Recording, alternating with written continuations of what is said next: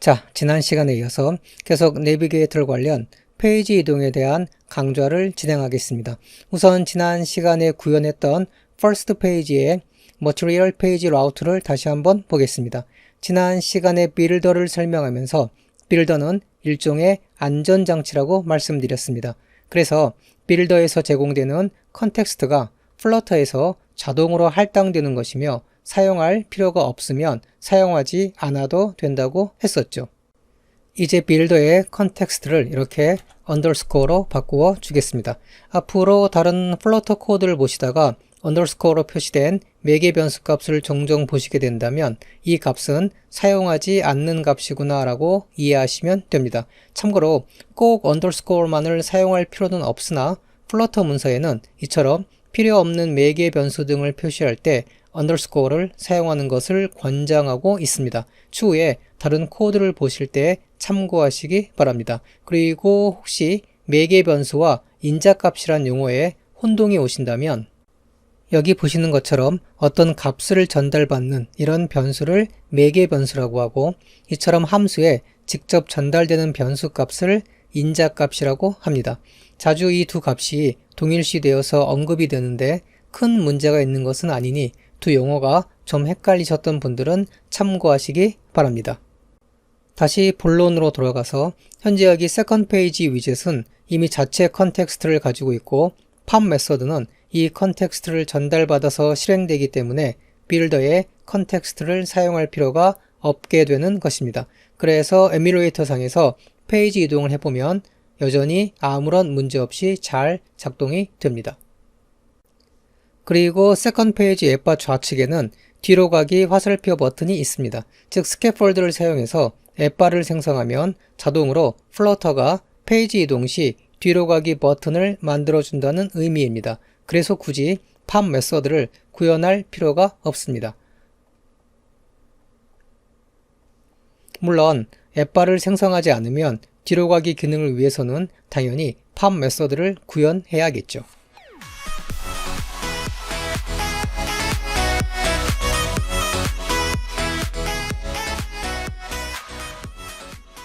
이번에는 여러 페이지를 가지고 있는 좀 더 복잡한 앱일 경우를 대비한 페이지 이동에 대해서 간단하게 알아보겠습니다. 오늘은 코드의 구현을 4개의 Dart 파일에 나누어서 해보겠습니다. 저는 시간 관계상 기본적인 코딩을 먼저 해두었습니다. 안드로이드 스튜디오 상에서 새로운 Dart 파일의 추가는 lib 폴더에서 우클릭을 하신 후 New 메뉴에서 Dart 파일 메뉴를 선택하신 후에 파일명을 입력해 주시면 됩니다. 비주얼 스튜디오 코드 상에서는 마찬가지로 lib 폴더에 우클릭해서 New 파일 메뉴를 선택하고 파일명을 입력해 주시면 됩니다. 그리고 종종 물어보시는 이미지나 프로젝트 파일은 조금 매운맛 강좌부터 GitHub를 통해서 제공해 드리도록 하겠습니다. 이제 각 페이지의 코드 구성을 살펴보면 현재 main.dart 파일에는 myApp custom 위젯 내에서 material app 위젯까지만 불러왔고 홈 아규먼트에서 screen A 위젯, 즉 route를 호출하고 있습니다. 그리고 screen A, B, C 위젯은 이렇게 각각의 하나의 Dart 파일에 분할해서 코딩을 해두었습니다. 모든 Dart 파일은 기본적으로 무조건 flutter material.dart library 파일을 임포트해야 하고요. 또 각 Dart 파일에서 다른 Dart 파일을 사용하시려면 역시나 그 Dart 파일도 임포트를 해야 합니다. 이 부분은 잠시 후에 다시 보여드리겠습니다. 다시 main.dart 파일로 돌아가서 여기 home argument의 역할은 앱이 처음 실행되었을 때 제일 먼저 화면에 보여질 route를 호출하는 것입니다. 그래서 여기 보시는 것처럼 에뮬레이터에 screen A 위젯, 즉 route가 출력되고 있습니다. 그런데 여기 보시면 screen A 밑에 빨간 밑줄기가 있죠. 조금 전에 말씀드린 대로 screen A.dart 파일이 먼저 임포트 되어야 하기 때문입니다. 그럼 screen A.dart 파일을 임포트 해보겠습니다.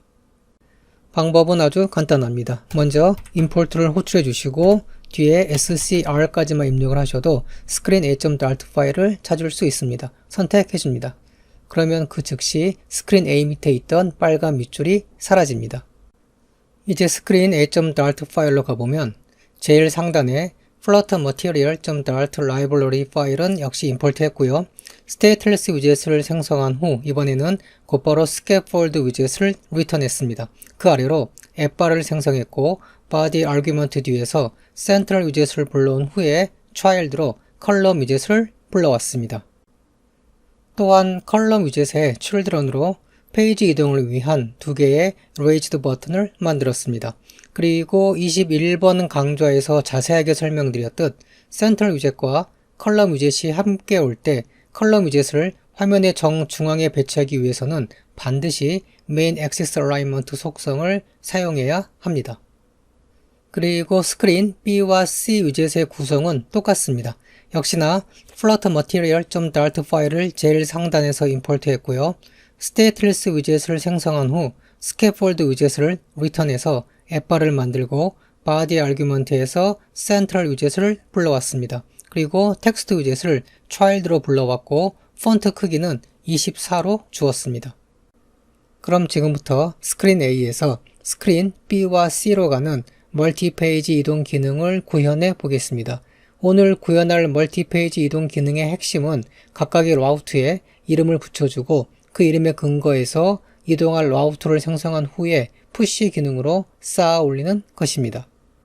다시 main.dart 파일로 돌아가서 컨트롤 키를 누른 상태에서 Material App 위젯을 클릭해서 살펴보면 Initial Route와 Route라는 아규먼트가 있습니다. 이 두 개의 아규먼트는 멀티페이지 이동 기능을 구현할 때 반드시 필요한 요소들입니다. 우선 Initial Route는 멀티페이지 이동을 할 때 화면에 제일 처음 출력되는 라우트를 불러오는 역할을 합니다. 즉, 홈 아규먼트와 똑같은 역할을 하는 것입니다. 그래서 멀티페이지 이동 기능을 구현할 때는 홈 대신에 Initial Route 아규먼트를 사용합니다. 특히 홈 아규먼트와 Initial Route 아규먼트 두 개가 동시에 존재하면 에러가 발생하니 조심하셔야 합니다. 그리고 라우트 아규먼트는 이동할 페이지들의 이름을 지정하고 생성하는 역할을 합니다. 그런데 여기 보시면 홈 아규먼트 등과는 달리 뒤에 스트링과 위젯 빌더가 한 쌍으로 전달되는 맵이라는 자료형을 가져야 한다고 나와 있습니다. 조만간 좀 더 세세히 알아보겠지만 이 맵이란 자료 구조를 설명할 때 제일 많이 사용되는 비유가 바로 사전입니다. 즉, 키값과 밸류 값이 서로 1대1로 대응하는 구조입니다. 예를 들자면 C 하면 바다 이런 식으로 매칭이 되어 있는 것입니다. 그래서 라우츠가 필요로 하는 맵 자료형의 구조는 좀 전에 보신 것처럼 스트링과 위젯 빌더가 반드시 한 쌍으로 같이 와야 합니다.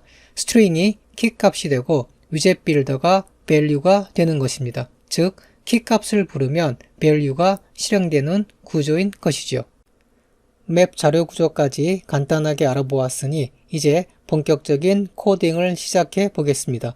우선 화면에 제일 처음 출력될 라우트를 불러오기 위해서 홈을 이니셜 라우트로 바꾸어 주겠습니다. 그리고 뒤에 스트링 자료용으로 라우트의 이름을 붙여줍니다. 우리가 일반적으로 홈페이지에 제일 처음 접속할 때 첫 화면의 주소는 대부분 index.html로 지정이 되어 있습니다. 플러터에서는 첫 라우트의 이름을 슬래시로 지정을 해두었습니다. 그래서 initial route 뒤에 처음 출력될 라우트의 이름은 이렇게 슬래시로 지정을 해주시면 됩니다.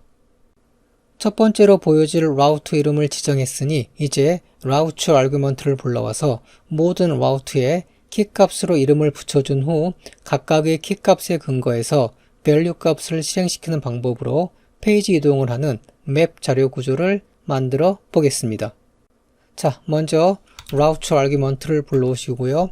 맵 자료들을 나열할 때는 curly braces, 즉 중괄호를 사용합니다. 이제 라우트 아규먼트 뒤에 중괄호를 만들어 주시고요.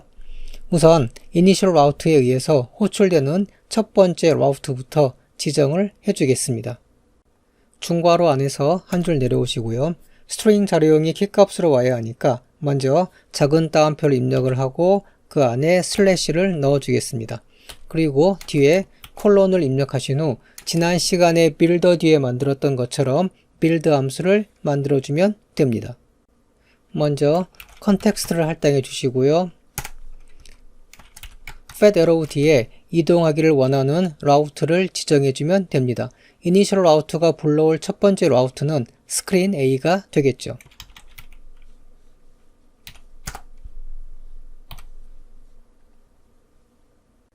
그리고 이쯤에서 한 번 더 설명드리자면 키 값인 슬래시가 불려지면 value 값인 스크린 A 위젯이 빌드되어야 한다는 의미입니다. 이제 클릭해서 이동할 페이지들에 대해서 동일한 방법으로 맵 자료형을 만들어주면 됩니다. 그리고 라우트의 이름을 지정할 때는 반드시 슬래시 뒤에 원하는 이름을 입력하는 방식으로 만드셔야 합니다. 저는 이동할 스크린 B 라우트의 키값은 간단하게 슬래시 B로, 스크린 C 라우트의 키값은 슬래시 C로 지정을 하고 맵 자료형을 만들겠습니다.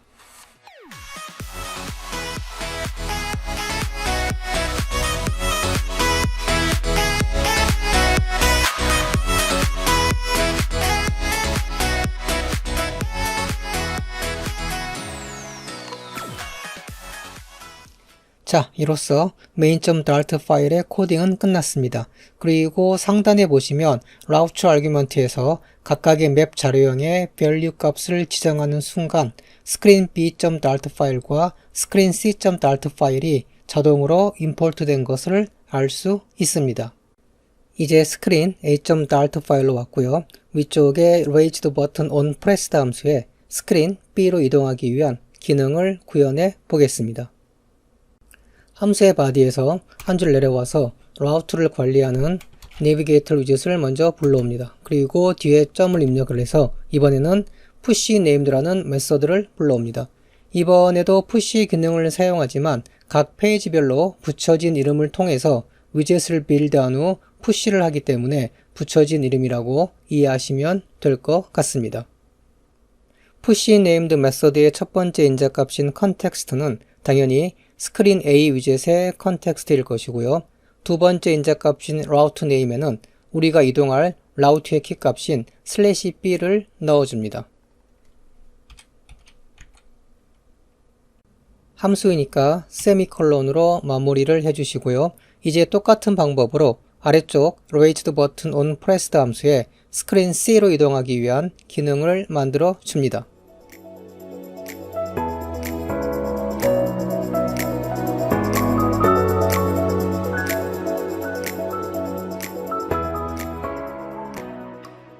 이제 코딩은 다 끝났고요. 우리가 홈 아규먼트에서 이니셜 라우트 아규먼트로 바꾸었기 때문에 에뮬레이터를 한번 리스타트 하겠습니다.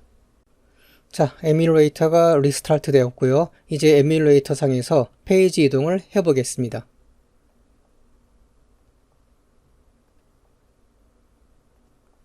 잘 작동하죠? 플러터 인스펙터 상에서 확인해 보면 지난번처럼 페이지들이 호출되기 전에는 위젯 트리에 존재하지 않다가 이렇게 해당 페이지로 이동을 하고 리플레시를 시켜보면 해당 페이지가 스크린 A 위젯 위로 쌓여진 것을 확인할 수 있습니다. 그리고 역시나 뒤로 가기 버튼을 통해서 스크린 A로 돌아가고 리플레시를 시켜보면 팜 메서드를 실행한 것처럼 스크린 B가 위젯 트리 상에서 사라진 것을 볼 수 있습니다. 마지막으로 오늘은 퀴즈를 하나 내보겠습니다. 새롭게 코딩을 했고요. 여기 보시면 push 메서드로 스크린 A 라우트를 불러오는 기능을 구현했습니다. 그리고 밑에 스크린 A 위젯도 존재합니다. 그런데 버튼을 누르면 페이지 이동이 되지 않습니다. 과연 무엇이 문제일까요? 그리고 어떻게 해결이 가능할까요? 한번 고민해 보시고 정답은 다음 강좌에서 알려드리도록 하겠습니다. 오늘 강좌는 여기까지입니다. 요즘 조금 바쁜 일들이 있어서 강좌를 좀 더 자주 못 올리고 있습니다. 이해해 주시고요. 노력해서 좀 더 강좌를 자주 올릴 수 있도록 하겠습니다. 고생하셨고요. 그럼 다음 시간에 뵙겠습니다. 감사합니다.